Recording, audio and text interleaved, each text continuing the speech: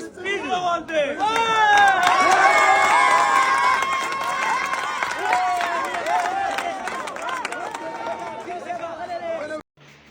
ملګرو دا وخت تاسو هغه کتی شئ د مبارک زیب کم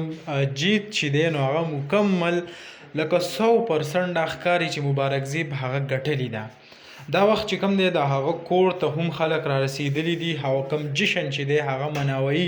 نو ډېره زیاته ښه خبره ده ځکه د ریحان زیب کم شهادت چې دی هغه د خلکو نه هیر نه دی او خلکو نن هغه ثابته کړه او د هغې کم روډ چې دی هغه یې کامیاب کو. دا وخت چې کم دی تاسو د هغې د پولینګ سټیشن کم نتایج چې دي هغه هم کتی شئ یعنی که د کم پولینګ سټیشن نتایج راځي نو په هغې کې هغه کامیاب شوی وي او ډېره زیاته ښه خبره ده ځکه که تاسو ګورئ د ټولو پښتنو دا